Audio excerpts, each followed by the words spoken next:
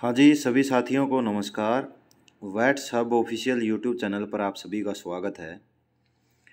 आज हम veterinary pharmacology का पार्ट ए करने वाले हैं, जिसके अंदर हम कुछ बेसिक टर्म्स के बारे में जानेंगे और लगभग 3-4 क्लासेज के अंदर हम वेटनरी फार्माकोलॉजी को कवर करने की कोशिश करेंगे। इससे पहले हमने हमारे यूट्यूब चैनल पे veterinary medicine, veterinary anatomy and physiology, reproductive disorder को हम कंप्लीट कर चुके हैं और हमने एक सीरीज़ भी चला रखी है जिसके अंदर हम रोज़ाना मिक्स 25 वेटनरी के क्वेश्चन कर रहे हैं। इस पार्ट के अंदर हम पढ़ेंगे कि फार्मेसी क्या होती है। फार्मेसी क्या है? देखिए, फार्मेसी का मतलब है कि कोई भी ड्रग है, हम उसको अंदर ले रहे हैं, शरीर के अंदर ले रहे हैं। शरीर उस ड्रग के ऊपर क्या कर रहा है और ड्रग उस शरीर के ड्रग है वो शरीर के ऊपर क्या कर रही है। कहने का मतलब क्या है कि किसी भी एनिमल्स को हमने कोई ड्रग दी, ओरली दी या फिर जो भी रूट हमने यूज किया, वो रूट से हमने वो ड्रग पशु को दे दी। पशु को वो ड्रग देने तो जैसे कि हमने किसी भी रूट से पशु को ड्रग्स दे दी, ड्रग्स देने के बाद उस ड्रग ने पशु के शरीर के साथ क्या किया और शरीर ने उस ड्रग के साथ क्या किया, इन सभी चीज़ों की जो स्टडी होती है वो हम फार्मेसी के अंडर करते हैं। ड्रग ने शरीर के ऊपर क्या किया और शरीर ने ड्रग के ऊपर क्या किया और उन ड्रग्स के कारण शरीर के अंदर क्या क्या चेंजेज आए और उस जो ड्रग ली थी उसके अंदर क्या क्या चेंजेज आए, इन सभी चीज़ों के बारे में हम पढ़ते हैं फार्माकोलॉजी के अंदर, फार्मेसी के अंदर। तो फादर ऑफ फार्माकोलॉजी कौन है? फादर ऑफ फार्माकोलॉजी है ओस्टवाल्ड। फादर ऑफ फार्माकोलॉजी कौन है? ओस्टवाल्ड है। फार्माकोलॉजी दो शब्दों से बना हुआ है, फार्माकोन और लोगस। फार्माकोन का मतलब है ड्रग्स और लोगस का मतलब है स्टडी। इसके अंदर हम ड्रग्स की स्टडी करते हैं। किसकी करते हैं? ड्रग्स की स्टडी करते हैं। नेक्स्ट टर्म आती है कि फादर ऑफ इंडियन फार्माकोलॉजी कौन है। अगर आ जाए फादर ऑफ फार्माकोलॉजी कौन है, फार्माकोलॉजी के है ओस्टवाल्ड।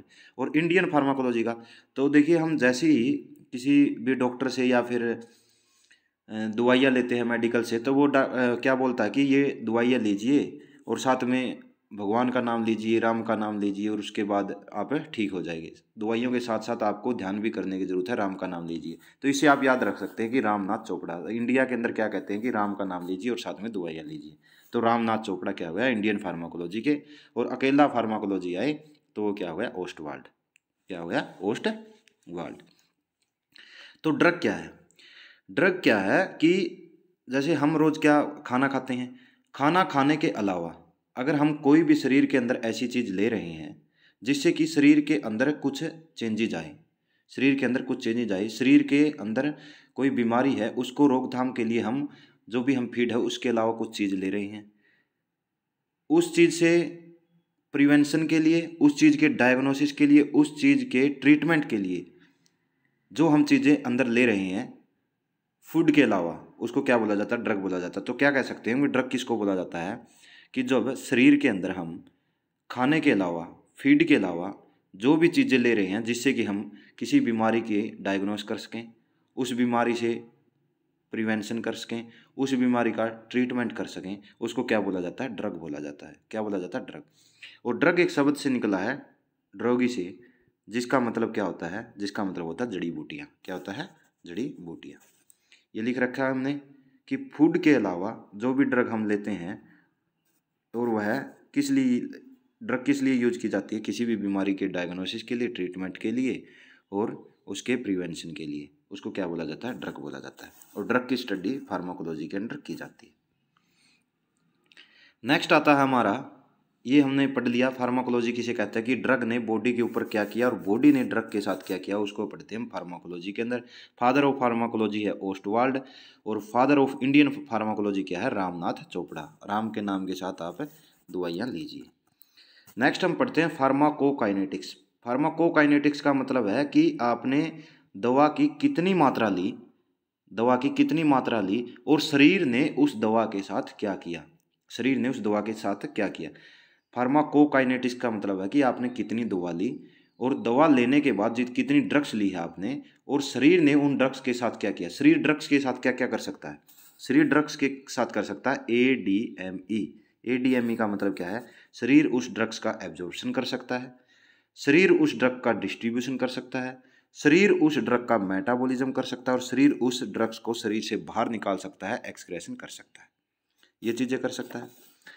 नेक्स्ट टर्म आती है फार्माकोडायनेमिक्स। कोडायनेमिक्स का मतलब क्या है कि हमने जितनी भी ड्रग ली है उस ड्रग ने शरीर के साथ क्या किया। फार्माकोकाइनेटिक्स के अंदर पढ़ा कि शरीर ने ड्रग के साथ क्या किया, और फार्माकोडायनेमिक्स के अंदर पढ़ते हैं कि ड्रग ने शरीर के साथ क्या किया। क्या कर सकता है ड्रग शरीर के साथ? लैक्सेटिव का काम कर सकता है, या फिर किसका काम कर सकता है? एनाल्जेसिक का काम कर सकता है, या फिर किसका काम कर सकता है? एंटीपायरेटिक्स का काम कर सकता है। एनाल्जेसिक का मतलब पेन को कम कर सकता है और एंटीपायरेटिक्स का मतलब टेम्परेचर को कम कर सकता है। नेक्स्ट देखते हैं हम। ए का मतलब क्या था? एब्जॉर्प्शन। एब्जॉर्प्शन कैसे करवाता? जैसे हमने ड्रग्स ली, ड्रग्स शरीर के अंदर जाने के बाद किसके अंदर? ब्लड के अंदर उसका एब्जॉर्प्शन हो जाता है। ब्लड के अंदर क्या हो जाता है? एब्जॉर्प्शन हो जाता है। तो हम जो दवा ली, हमने ड्रग्स ली है, उसको पर ओरली भी ले सकते हैं, पर ओस भी ले सकते हैं, हम पेरेंट्रल रूट से भी ले सकते हैं, ओरल से भी ले सकते हैं, पेरेंट्रल रूट से। पेरेंट्रल रूट से कैसे? इंट्रामस्कुलर, सबकुटेनियस, इंट्रापेरिटोनियम, इंट्रावेनस, इन सभी रूटों से हम ले सकते हैं। लेकिन होगा क्या? इसका एब्जॉर्प्शन होगा किसके अंदर? लास्ट में ब्लड के अंदर जाकर। जैसे कि हम इसके अंदर IV यूज करते हैं, इंट्रावेनस, सीधा का सीधा ब्लड के अंदर जो ड्रग्स है उसको इंजेक्ट करना, और इससे जो एब्जॉर्प्शन होगा वो कितना होता है? 100% होता है। 100% एब्जॉर्प्शन होगा किस रूट से? इंट्रावेनस रूट से। किससे? इंट्रावेनस रूट से। इसके अलावा एब्जॉर्प्शन किस तरीके से हो सकता है? कोई हमने ड्रग ली, उसका हमने शरीर के ऊपर जो बाहरी सुपरफिशियल सरफेस है उसके ऊपर हमने क्या किया? उसको दवा को लगाया, उसे स्किन के सहायता से, मेम्ब्रेन की सहायता से वह क्या हो जाती है? एब्जॉर्ब हो जाती है। या फिर हम उसको रगड़ कर शरीर के ऊपर लगाते हैं, ऊपरी हिस्से के ऊपर लगाते हैं, उससे भी क्या हो जाता है? एब्जॉर्प्शन हो जाता है। अब देखिए, जब हम स्किन के ऊपर कोई भी ड्रग लगाते हैं, यूज करते हैं, तो अगर उस ड्रग का जो मीडियम होगा वो ऑयली मीडियम होगा तो एब्जॉर्प्शन सबसे ज़्यादा होता है। क्यों होता है? क्योंकि जो सेल मेम्ब्रेन होती है वो फॉस्फोलिपिड्स की बनी होती है। जो सेल मेम्ब्रेन होती है, सेल मेम्ब्रेन जो होती है वह किसकी बनी होती है? फॉस्फोलिपिड्स की बनी होती है। फॉस्फोलिपिड्स की क्या होती है? बनी होती है। अगर ड्रग्स का जो मीडियम होगा वो ऑयली होगा तो उसका एब्जॉर्प्शन ज़्यादा होता है, क्योंकि जो सेल मेम्ब्रेन होती है वो फॉस्फोलिपिड्स की बनी होती है। अब अगर फैट सोल्यूबल विटामिन है, फैट सोल्यूबल विटामिन किसको बोला जाता है? ADEK। ADEK कैसे याद कर रखा है हमने? वाटर सोल्यूबल कौन से है? WBC, white blood cell. Water के अंदर कौन से? विटामिन B और विटामिन C। इसके अलावा ADEK वे किसके अंदर? फैट सोल्यूबल है। तो फैट सोल्यूबल विटामिन है वो क्या करेंगे? फैट के साथ अच्छे से क्या हो जाते हैं? एब्जॉर्ब हो जाते हैं। फैट के साथ अच्छे से एब्जॉर्ब हो जाते हैं।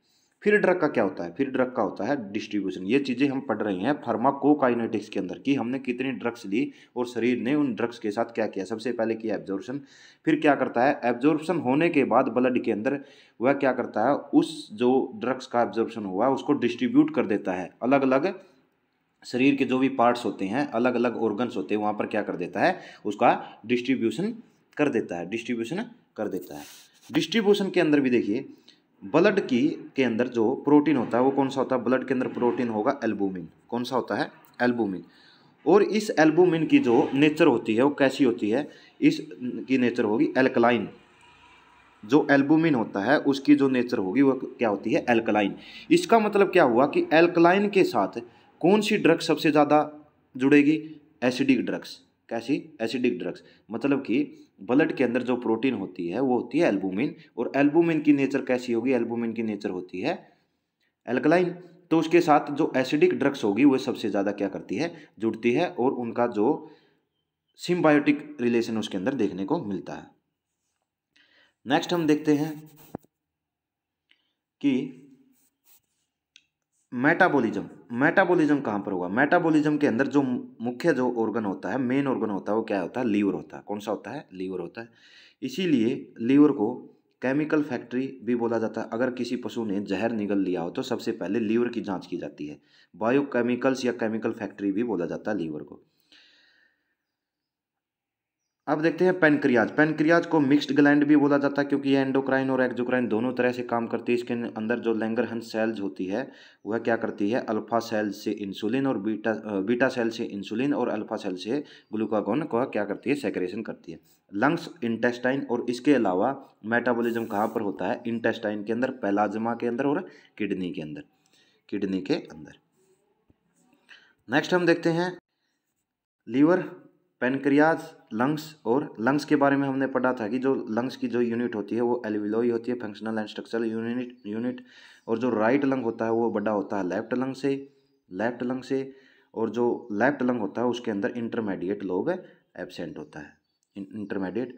इंटेस्टाइन के अंदर हमने बताया सेक्रेटिन एंजाइम होता है और इंटेस्टाइन के अंदर एल्कलाइन मीडियम की ज़रूरत होती है। जेजुनम के अंदर सबसे ज़्यादा एब्जॉर्प्शन होता है। ये चीज़ें हमने डाइजेस्टिव सिस्टम के अंदर पढ़ी थी। अब मेटाबॉलिज्म होने के बाद उसका क्या किया जाता है, शरीर के अंदर से उस ड्रग्स को बाहर निकाला जाता है। जो मेटाबॉलिज्म हो गया, एब्जॉर्प्शन हो गया, डिस्ट्रीब्यूशन हो गया, उसके बाद क्या किया जाता है, उस शरीर को बाहर निकाला जाता है, ड्रग्स को बाहर निकाला जाता है। किसके रूप में, यूरिन के माध्यम से या फिर स्वेट के माध्यम से, इन चीज़ों के माध्यम से, मिल्क के माध्यम से, इन चीज़ों का क्या किया जाता है, एक्सक्रेशन किया जाता है, बाहर निकाला जाता है। नेक्स्ट हम पढ़ेंगे फर्स्ट पास इफेक्ट क्या होता है। फर्स्ट पास इफेक्ट क्या होता है, हमने क्या किया, ड्रग्स को अंदर लिया। ड्रग्स को अंदर लेने के बाद ड्रग्स का क्या हुआ, एब्जॉर्प्शन हुआ।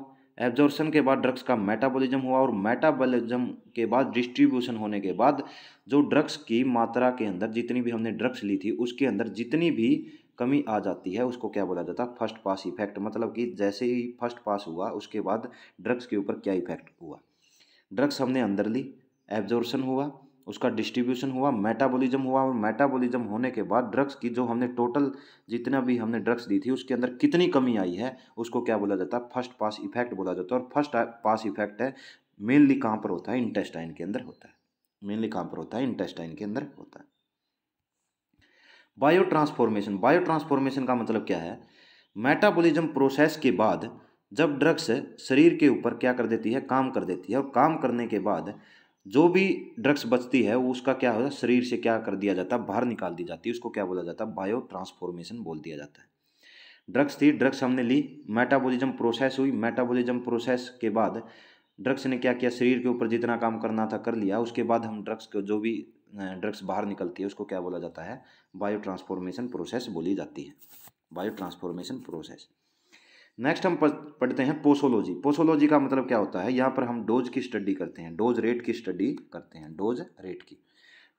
पोसो को ही समझ लीजिए, पोस और डोज, पोस और डोज, डोज की स्टडी करते हैं।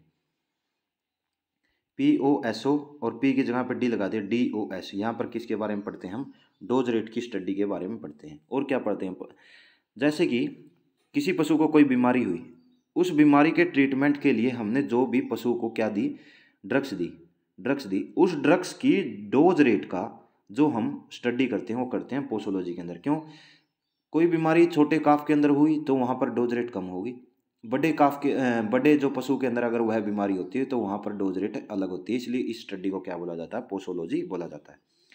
नेक्स्ट हम पढ़ते हैं प्लेसिबो। प्लेसिबो का मतलब होता है मीठी गोली।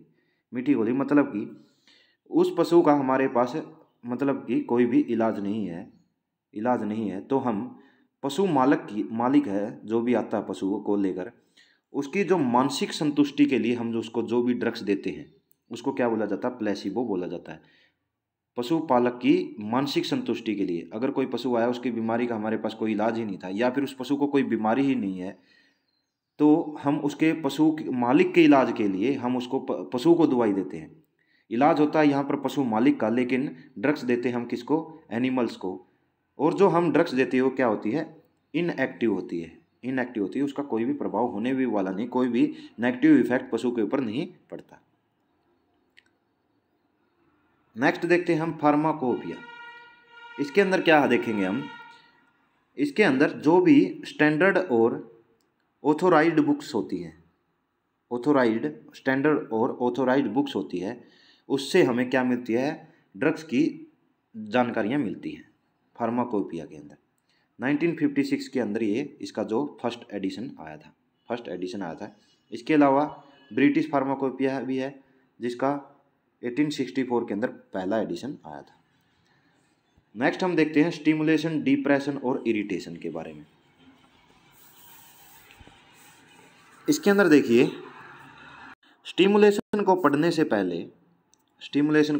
पहले हम पढ़ेंगे कि जो हमने बायो ट्रांसफॉर्मेशन किया था उसके अंदर क्या क्या पॉइंट्स आते हैं। उसकी जो फर्स्ट स्टेज होगी उसके अंदर क्या हो सकता है, ऑक्सीडेशन हो सकता है। ऑक्सीडेशन का मतलब ऑक्सीजन का जुड़ना। एक क्या हो सकता है, रिडक्शन हो सकता है, ऑक्सीडेशन का हटना। एक हो सकता है वाटर को हम क्या करते हैं, दो पार्ट्स के अंदर तोड़ते हैं। H2 है, H2 होगा, वो H2 प्लस में O2 से में के अंदर क्या हो जाता है, टूट जाता है। ये चीज़ें हम बायो ट्रांसफॉर्मेशन के अंदर पढ़ते हैं। बायो ट्रांसफॉर्मेशन हमने पढ़ लिया। अब हम पढ़ते हैं स्टिमुलेशन के बारे में। स्टिमुलेशन क्या होगा? स्टिमुलेशन होगा अगर हम किसी भी पशु के शरीर के अंदर ऐसी ड्रग्स दें जिससे कि पशु का जो शरीर है वह क्या हो जाए, स्टिमुलेट हो जाए। पशु का शरीर क्या हो जाए, स्टिमुलेट हो जाए। स्टिमुलेशन करने के लिए क्या किया जाता है, पशु को एड्रीनलिन और एट्रोपिन का क्या दिया जाता है, इंजेक्शन दिया जाता है, जिससे कि पशु के जो हार्ट है उसकी क्या हो जाती है, एक्टिविटी बढ़ जाती है। स्टिमुलेशन का मतलब यह किसी भी ऑर्गन के अंदर स्टिमुलेशन पैदा करता है। हार्ट के अंदर हार्ट को बढ़ाने के लिए, हार्ट की जो एक्टिविटी उसको बढ़ाने के लिए एड्रेनलिन और एट्रोपिन इंजेक्शन दिया जाता है। डिप्रेशन का मतलब क्या होता है, उसकी एक्टिविटी को डिप्रेस कर देता है, कम कर देता है। इसके लिए इंजेक्शन जैसे कि हार्ट की जो एक्टिविटी उसको डिप्रेस करने के लिए एसिटाइल कोलिन और पिलोकार्पिन ड्रग्स यूज की जाती है। और इरिटेशन का मतलब क्या है कि ये ड्रग्स इरिटेशन करती है और उसके बाद उस बीमारी के ऊपर काम करती है, जैसे कि आयोडीन। क्या है, आयोडीन। आयोडीन क्या करती है, इरिटेशन पैदा करती है। इरिटेशन पैदा करने के बाद जो ब्लड प्रेशर है उसको क्या कर देती है, बढ़ा देती है, जिससे कि जो भी वुंड बना हुआ है उसको क्या कर देती है, जल्दी ठीक कर देती है। वुंड हुआ, उसके ऊपर हमने आयोडीन लगाया। आयोडीन लगाने के बाद उससे क्या हुई, इरिटेशन पैदा हुई, जिससे कि वहाँ पर ब्लड सर्कुलेशन बढ़ा और जिससे क्या हो जाएगा, जो वुंड होगा वो जल्दी ठीक हो जाता है। इसके अलावा बीटर्स ड्रग्स आती है, जो कि क्या होती है, बीटर्स होती है, कड़वी होगी, और यह क्या करती है, अपने प्रभाव के द्वारा जो सलाइवा है उसकी मात्रा को क्या कर देती है, बढ़ा देती है। नेक्स्ट हम पढ़ने वाले कि रूट कौन से होंगे। रूट हो गए इसके अंदर ओरल रूट। ओरल रूट के अंदर हम क्या पढ़ते हैं, ओरल रूट को हम पर ओस रूट या फिर पर ओरल रूट भी बोलते हैं। इसके अंदर सबसे पहले हम बोलस के बारे में पढ़ेंगे। बोलस क्या होते हैं, आकार के अंदर बड़े होते हैं, जैसे कि बड़ी मेलोनेक्स प्लस बोलस आती है, मेलोक्सिकम प्लस पैरासीटामोल, या फिर निमोसलाइड प्लस पैरासीटामोल। बड़े आकार के होंगे। क्या होते हैं, ये लंबे होते हैं और बड़े होते हैं। टैबलेट होगी, टैबलेट क्या होती है, बोलस से क्या होती है, छोटी होती है। ये भी लंबी होती है लेकिन बोलस से क्या होती है, छोटी होती है। कैप्लेट क्या होती है, कैप्लेट कैप्सूल के रूप में होंगे और ये टैबलेट की तरह ही होते हैं। पिल्स क्या होती है, पिल्स क्या होती है, आकार के अंदर छोटी होती है, ये गोलाकार भी हो सकती है, सॉलिड होगी। कैप्सूल्स, कैप्सूल्स क्या होते हैं, कैप्सूल दो प्रकार के होते हैं, सॉफ्ट होते हैं और हार्ड होते हैं। सॉफ्ट के अंदर लिक्विड ड्रग्स भरी रहती है और हार्ड के अंदर पाउडर भरा रहता है, जैसे कि बिकासोल का हम कैप्सूल लेते हैं, बी कॉम्प्लेक्स का कैप्सूल लेते हैं। और कैप्सूल किसके बने होते हैं, जिलेटिन के बने होते हैं। कैप्सूल जिलेटिन के बने होते हैं, सॉफ्ट जिलेटिन के बने होते हैं। उनके अंदर क्या होता है, लिक्विड ड्रग्स भरी रहती है, और हार्ड के अंदर क्या भरा रहता है, पाउडर भरा रहता है। जितनी भी कड़वी दवाई है या फिर ऐसी जिसके अंदर अडर बहुत ही अडर आती है, या हम कह सकते हैं कि वह ड्रग्स कड़वी है, उनके अंदर से बदबू आती है, तो उनके ऊपर क्या किया जाता है, उनको जो शरीर के अंदर लेने के लिए कैप्सूल का ही यूज किया जाता है। उसके ऊपर कैप्सूल के अंदर उस ड्रग्स को क्या कर दिया जाता है, भर दिया जाता है, और उसके बाद ड्रग्स को अंदर ले लिया जाता है। पाउडर के बारे में पढ़ते हैं। पाउडर क्या होगा, इसके अंदर छोटे छोटे कण होते हैं, जिसका यूज फिर क्या किया जाता है, ड्रग्स के रूप में किया जाता है। इलेक्चुरी का मतलब क्या होगा, इलेक्चुरी के अंदर हम ड्रग्स को लेने के लिए हनी का या फिर गुड़ का यूज करते हैं, शहद का या फिर गुड़ का यूज करते हैं। इससे क्या करेंगे, शहद हुआ, गुड़ के साथ हम पाउडर होगा, पाउडर का जो सेमी सॉलिड नेचर होती है उसको क्या उसके अंदर मिलाकर हम क्या कर लेते हैं, अंदर ले लेते हैं। मोस्टली है रेस्पिरेटरी जो भी डिजीज होती है उसके अंदर यूज की जाती है इलेक्चुरी। इलेक्चुरी के अंदर जो हम पाउडर यूज करते हैं, ड्रग्स का जो भी पाउडर हमने बना रखा है उसको हम गुड़ के साथ या फिर शहद के साथ यूज करते हैं। ड्रंचिंग के अंदर क्या होगा, हम जो भी लिक्विड ड्रग्स देनी है हम उसको हम ड्रंचिंग बम्बू की सहायता से देते हैं। ड्रंचिंग जब हम करते हैं उस समय पर हमें जो पशु है उसकी जीभ को पकड़ना नहीं चाहिए, क्योंकि अगर हम पकड़ लेते हैं तो जीभ के अंदर मूवमेंट नहीं रहती और उससे वह ड्रग्स कहाँ पर चली जाती है, लंग्स के अंदर चली जाती है, जिसके कारण ड्रंचिंग निमोनिया हो जाता है, ड्रंचिंग निमोनिया हो जाता है। परनोज में देखिए, परनोज के अंदर क्या करते हैं, इंस्टीलेशन किया जाता है। इंस्टीलेशन का मतलब क्या होता है, जैसे कि हम सिस्टम के अंदर कोई भी सिस्टम इंस्टॉल करते हैं मोबाइल के अंदर, वो क्या होता है धीरे धीरे होता है ड्रॉप, जैसे कि 1 हो गया, 2 हो गया, 3 हो गया, उसी प्रकार से इसके अंदर क्या होगा, ड्रॉप वाइज हम नोज के अंदर जो ड्रग्स डालते हैं उसको इंस्टीलेशन बोलते हैं। ड्रॉप वाइज नोज के अंदर जो ड्रग्स डाली जाती है उसको इंस्टीलेशन बोला जाता है। नेजल डोज का मतलब क्या होता है, इसके अंदर बहुत ज़्यादा मात्रा के अंदर क्या किया जाता है, नजल है, नोज के अंदर क्या डाली जाती है, ड्रग्स डाली जाती है और उसकी नज़ल की क्या की जाती है, सफाई की जाती है। इनहेलेशन का मतलब क्या होता है, इनहेलेशन करवाना मतलब कि पानी लिया, उसके अंदर टीटी ऑयल डाला और उसके बाद पशु को इनहेलेशन करवाई टीटी ऑयल से, कैम्फर से करवाई, या फिर जो हम एजवाइन यूज करते हैं, एजवाइन से हमने क्या किया, गैसेज है या फिर जो भी धुआं उसको नाक के अंदर क्या करवाते हैं, पशु के प्रवेश करवाते हैं। नेक्स्ट हम पढ़ते हैं पर रेक्टम के बारे में। पर रेक्टम का मतलब क्या होता है, रेक्टम के थ्रू हम क्या करते हैं, ड्रग्स को डालते हैं। इसके अंदर क्या करते हैं हम, सबसे पहले पशु के अंदर एनीमा करते हैं। एनीमा के लिए हम क्या कर सकते हैं, जो भी लिक्विड ड्रग्स है उसको हम पशु के जो रेक्टम है उसके अंदर डालते हैं। कॉन्स्टिपेशन का जब केस होता है तब हम एनीमा करते हैं, एनीमा करते हैं। इसके लिए हम क्या यूज कर सकते हैं, ग्लिसरीन यूज कर सकते हैं, या फिर हम जो सोप सॉल्यूशन होता है उसको भी यूज किया जाता है, एनीमा किया जाता है। स्पोजिटरी क्या होगा, यह सॉलिड होगी, पशु के जैसे ही रेक्टम के अंदर रखते हैं उस टेम्परेचर के ऊपर यह क्या हो जाती है, लिक्विड रूप में हो जाती है बॉडी टेम्परेचर के ऊपर। रेक्टम के अंदर स्पोजिटरी रखी जाती है, सॉलिड होती है और स्पोजिटरी बोला जाता है इनको। सॉलिड होती है, बॉडी टेम्परेचर के ऊपर लिक्विड फॉर्म में हो जाती है, रेक्टम के अंदर रखी जाती है। और जो पैसेजरी होती है इनको कहाँ पर रखा जाता है, वेजाइना के अंदर रखा जाता है। कहाँ पर रखा जाता है, वेजाइना के अंदर रखा जाता है। नेक्स्ट हम देखते हैं intramammary route. Intramammary route का मतलब क्या होगा, यहाँ पर हम मेमरी ग्लैंड्स होती है वहाँ पर क्या करते हैं, ड्रग्स को इंजेक्ट करते हैं मेमरी ग्लैंड्स के अंदर। अगर किसी पशु को मैस्टाइटिस हो जाए या फाइब्रोसिस हो जाए तब उसके अंदर हम इसको यूज किया जाता है, या फिर उस दूध के अंदर से फ्लेक्स आ रहे हैं तो उसको बोला जाता है intramammary route. Intramammary route के अंदर हम मेमरी ग्लैंड्स के अंदर क्या करते हैं, ड्रग्स को इंजेक्ट करते हैं, ड्रग्स को क्या करते हैं, इंजेक्ट करते हैं। इसके लिए हम स्ट्रेप्टोपेनिसिलिन की जो स्ट्रिप होती है उसका यूज कर सकते हैं, या फिर आजकल जो सप्लाई के अंदर आ रही है मेमीसेप्टिव उसका यूज करते हैं। वेजाइनल और यूटेराइन डाउच के अंदर क्या होगा, जब मान लीजिए अगर किसी पशु के अंदर इन्फेक्शन हो जाता है, यूटेराइन इन्फेक्शन हो जाता है या फिर उसको डिस्टोकिया हुआ था, उसके बाद यूट्रस की डूचिंग की जाती है। उसके अंदर हम अलग अलग जो वेटेरियन होते हैं अलग अलग चीज़ें यूज करते हैं। कोई एनएस के अंदर बीटाडीन को यूज करता है, कोई मेट्रोजिल के अंदर बीटाडीन यूज करता है, और बच्चादानी है जो भी यूट्रस है उसकी क्या की जाती है, सफाई की जाती है। इसके बाद नेक्स्ट आता है इनकसन। इनकसन का मतलब क्या होगा, कोई भी ड्रग है उसने हमने स्किन के ऊपर लगाया, और लगाते कैसे है, रबिंग के साथ, मतलब कि उसको रगड़ के साथ ड्रग्स को लगाते हैं जिससे कि उसका एब्जॉर्प्शन हो जाता है। इनकसन के अंदर जो ड्रग्स होता है उसको हम कैसे लगाते हैं, बॉडी के ऊपर रगड़ कर लगाते हैं। पोलिटिस का मतलब क्या होगा, पोल्टिस का मतलब होता है अगर मान लीजिए पशु है उसके पाँव के अंदर मोच आ जाती है या फिर स्वेलिंग हो जाती है, तब हम क्या करते हैं, किसी भी एक कपड़े के अंदर उस जो ड्रग्स है उस ड्रग्स को लेते हैं। और ड्रग्स को किसके अंदर लेते हैं, मान लीजिए हमने आटा लिया, आटे के अंदर उस ड्रग्स को लिया और कपड़े के अंदर बांधा, और जहाँ पर मोच आई हुई है या फिर स्वेलिंग आई हुई है वहाँ पर उसको दबाकर वहाँ पर क्या की, वहाँ पर हमने उसको पशु को वो जो हमने पोल्टिस बनाया था उसको लगा दिया। क्या किया, ड्रग्स ली, ड्रग्स को आटे के अंदर या उसके अंदर रखा, और आटे के अंदर रखा और उसको कपड़े के अंदर बांधकर जहाँ पर भी मोच आई हुई है या फिर स्वेलिंग आई हुई है वहाँ पर सिकाई की। फोमेंटेशन का मतलब होता है सिकाई करना, सीखना। इसके अंदर हम क्या करते हैं, लिक्विड रूप में या फिर जो भी जैसे भी हमारे पास ड्रग्स थी उसका जो भी रूप था, हमारे पास लिक्विड में थी या फिर सॉलिड में थी, उसको हमने क्या किया, गर्म किया, और गर्म करने के बाद जहाँ पर जो भी ऑर्गन था जहाँ पर स्वेलिंग हुई थी वहाँ पर क्या कर दी, सिकाऊ कर दिया। डीपिंग का क्या मतलब होता है, इसके अंदर हम एक्टोपैरासाइट्स को मारने के लिए जो सीप होती है उसको क्या करते हैं, सॉल्यूशन के अंदर डीप करवाते हैं, लेकिन ध्यान रखा जाता है कि इसको नेक को नहीं डुबोया जाता, उसके जो मुंह है, गर्दन है, उसको उसके अंदर डुबोया नहीं जाता, गर्दन को क्या कर दिया जाता है, छोड़ दिया जाता है। नेक्स्ट हम करते हैं बात। बात के अंदर कंप्लीटली उस पशु को क्या किया जाता है, नहला दिया जाता है। मसाजिंग के अंदर क्या करते हैं, हम पशु की मसाज करते हैं, बिल्कुल प्रेशर के साथ रगड़ते हुए क्या की जाती है, मसाज की जाती है। नेक्स्ट आता है हमारा आयंटोफोरोसिस। आयंटोफोरोसिस के अंदर हम जो शरीर के ऊपर क्या लगाते हैं, ड्रग्स लगाते हैं, उसको इलेक्ट्रिसिटी के माध्यम से पुरुष के अंदर एब्जॉर्प्शन करवाते हैं। नेक्स्ट आता है हमारा पेरेंट्रल रूट। पेरेंट्रल रूट के अंदर सबसे पहले हम पढ़ते हैं, यहाँ पर इंजेक्शन के रूप में हम ड्रग्स को इंजेक्ट करेंगे पशु के अंदर।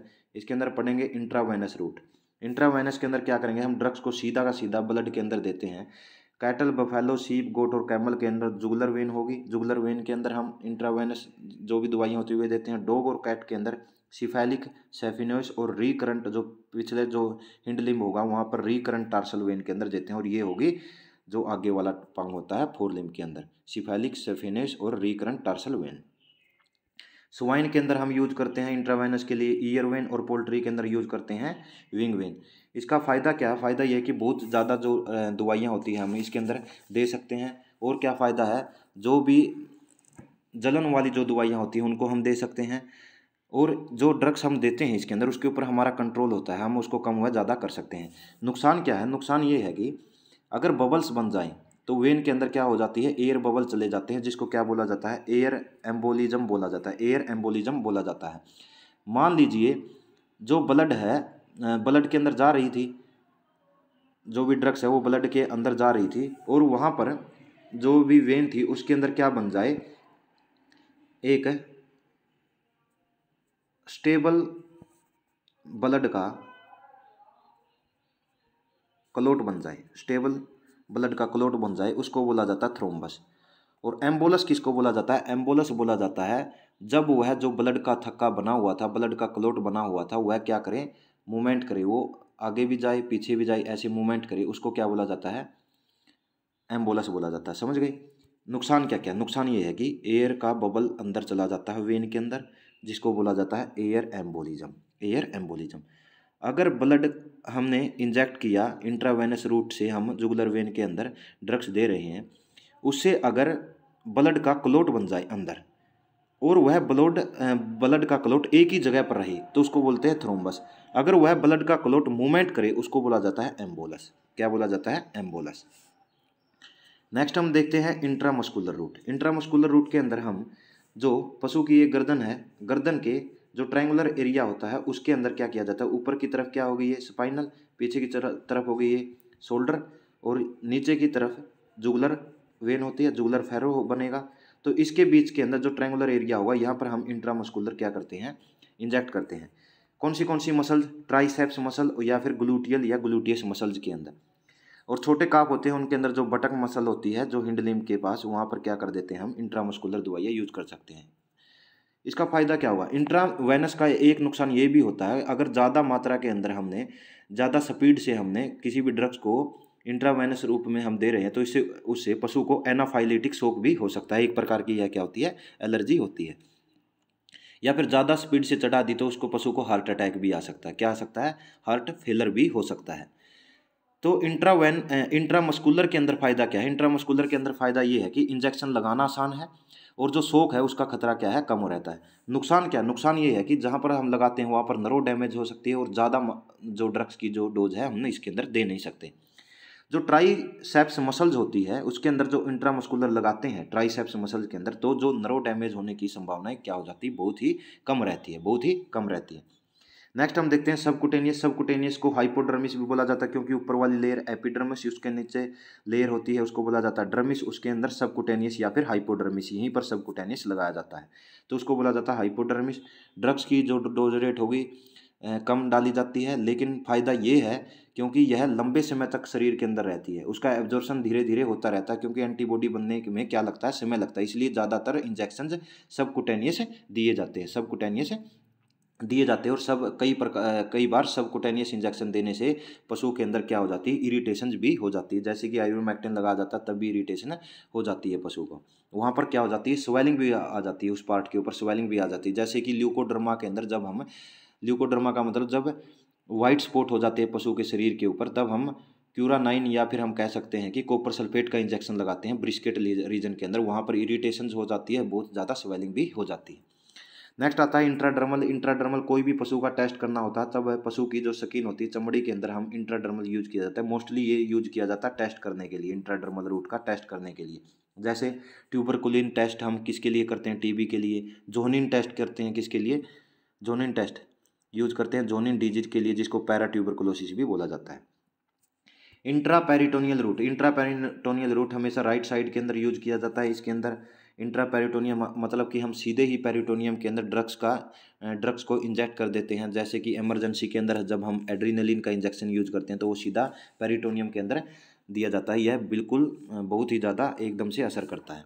एपिड्यूरल का मतलब क्या होता है? एपिड्यूरल को हम यूज करते हैं जो लास्ट सैक्रल होगी और फर्स्ट कोक्सीजियल के बीच में हम यूज करते हैं। अगर हमें पीछे वाले पशु के हिस्से को क्या करना हो, सुन करना हो, तब हम एपिड्यूरल का यूज करते हैं। या फिर पशु के अंदर प्रोलैप्स हो, प्रोलैप्स को फिक्स करके तब हम फिक्स करने से पहले हम उसको क्या देते हैं, एपिड्यूरल देते हैं, ताकि पशु क्या न करें, स्ट्रेनिंग न करें।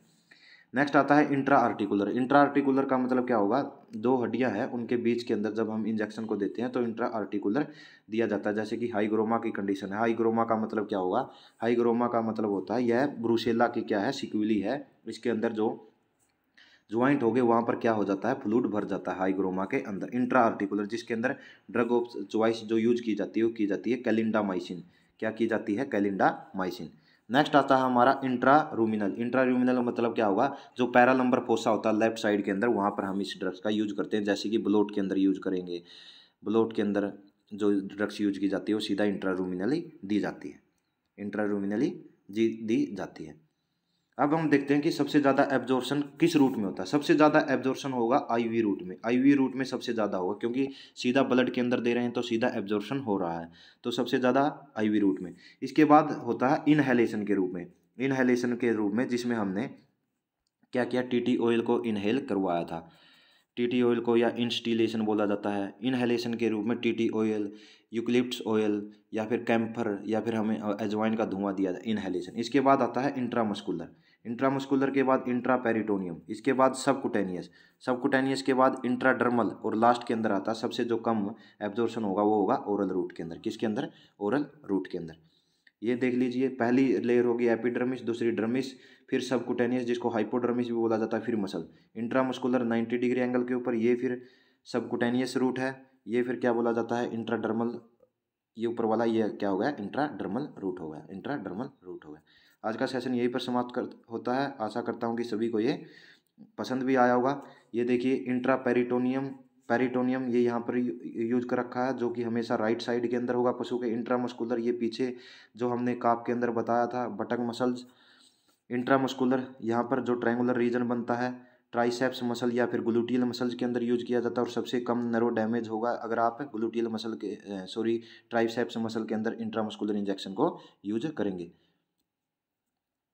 ये इंट्रावेनस होगा, यहाँ पर जुगुलर वेन होती है, यहाँ पर जुगुलर फैरो को दबाकर ये ऊपर की तरफ प्रोमिनेंट हो जाएगी, और मिल्क फीवर के अंदर यह प्रोमिनेंट नहीं रहती।